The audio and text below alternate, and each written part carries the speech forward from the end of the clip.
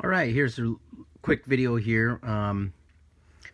Austin actually asked about replacing the spur, and the assembly here is actually pretty complicated, and it's pretty annoying to actually take this stuff apart. So, um, my I have a lot of stuff tied in there, so I'm gonna try to see if this helps.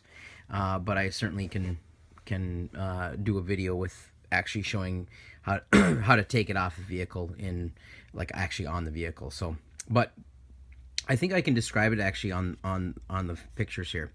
So if you go to the back of the book that it comes with, it's pretty good at depicting what's going on here. So the first thing you're going to want to do is take this cover off. So there's the two screws, one, two, that come off, and see you have the little nylon nuts on the bottom, and so those actually tighten. There's inserts on the bottom of the chassis. So when you screw these out, these will either stick in or fall out, but you definitely want to make sure you keep track of it. So what I like to do is I like to get them out of there just so I can keep track of them. Then you take this little screw out here, and then this cover comes off, and it exposes the spur assembly and spur. So the next thing that I would do is take this cover off. So you take the center drive shaft cover off, and then right below it is this little bearing cover here. So you want to take that off too. So this is kind of an exploded view of the whole assembly. So what you want to do is this right here, this cover, exists actually behind the spur when it's loaded into the chassis. So you want to take this cover off, and that actually exposes a bearing that exists right at the end here. You'll see it. Now, at that point, you have this cover off, this cover off, this cover off, and this cover off. This entire thing here is exposed, and this is all put together. The next thing you're going to want to do is be really careful, but right here is a little set screw. This is like I don't know, a drive cup, I guess. I'm not sure what to call this, but this attaches when all this is put together to the end of this with this set screw. You want to take that set screw off, and that loosens up, and then you can kind of move that away, and that's what actually attaches or brings the power from your spur down this shaft, and then actually connects to the center drive shaft. So this kind of moves away so you can actually work with it.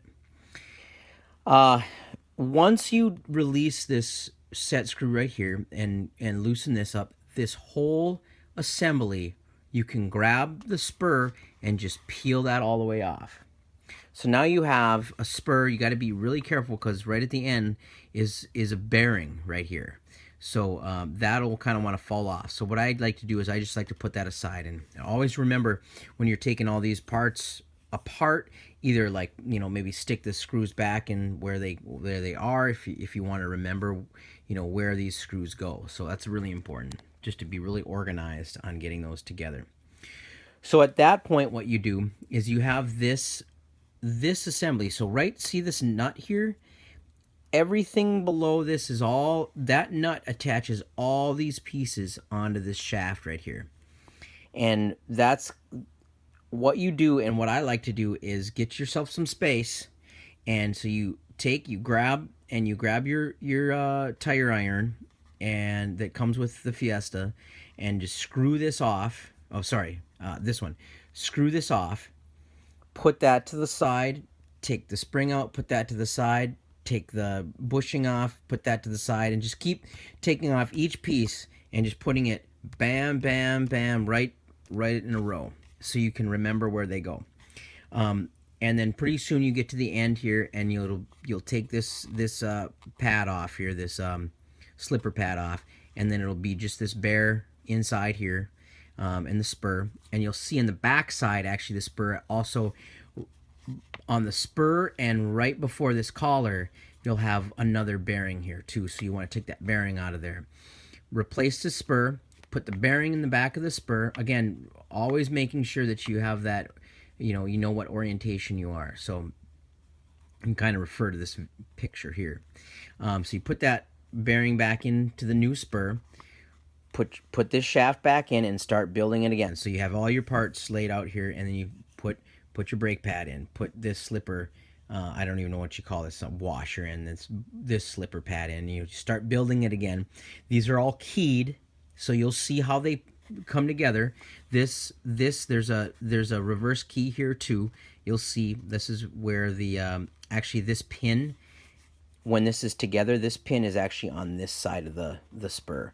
So it's shown kind of off over here, but this goes all the way, the spur goes all the way to the collar, and this pin is on the other side holding all this stuff together here. So, but all this, excuse me, all this stuff is keyed here. So this is keyed, this metal piece that my finger's on, and that actually pushes down into all, see how this is like almost like a star shape, and you'll see, so these are keyed to the spur, these metal rings are keyed to this metal piece here, and you push that all together, and this pin rides inside here, and then you put the bushing on, and you put the spring on, and you put the nut on. And as what I like to do is, once I get it all together, I hold it really tight and turn that nut all the way down until you can't anymore, and then back it off about 2 full turns. So remember, if you turn the tire iron like that, that's half a turn, and then full turn. So 2 full turns. And you know what? Actually, and I take that back. I used to do that, but now I'm at 1.5, and that seems to be really good for me. Then it's reverse order. So you got this whole assembly together. That bearing that I was talking about before that exists over here, you want to put that back on, and you have to kind of line it up with, when you put this whole assembly in, you want to line it up. There's there's like a blade almost like that's for the that hits the rear differential in the back here. So you'll see this has to kind of, you have to kind of wiggle it around, and you make sure the blades are straight up and down so you can get it in there. But you push that down, and you should be able to click that whole assembly kind of down into the chassis there.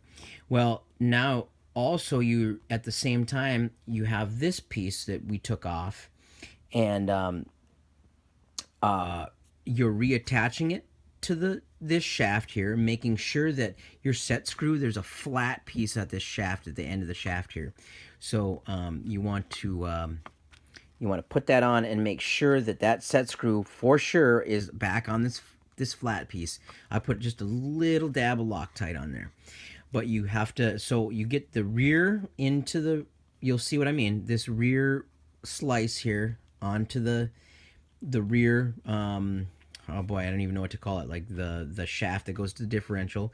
But you kind of get that on there, and then you can turn the wheels so that this then is facing the right orientation as well.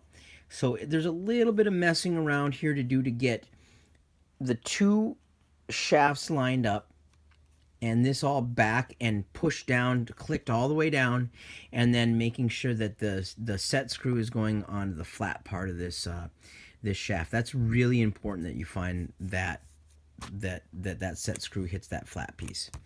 Once you push all that down, everything's together, you tighten this set screw, then it's reversing everything else. So you put your all your covers back on, and you know, you shouldn't have to remesh because your motor's already meshed. You could probably have that just to the side or whatnot, but you put your motor back in, and you should be ready to go. But it takes a little bit of practice. Take your time, you know, making sure that you're using the right tools and you're not stripping this piece. I actually stripped this piece in my brother-in-law's, and it's going to be a real pain once this strips to get this off. So that's going to be real fun. And I think I'm going to use a Dremel to make a flat blade and then turn it out of there. I'm not quite sure yet, but anyways, I hope that helps. Shoot me any questions. I think you can, I'm not sure if you can PM me. I'm not sure. You can find me on Chill Minnesota RC Facebook if you want to discuss this more, and I'll give you a hand. And if you have any questions about the assembly. All right, good luck. Thank you.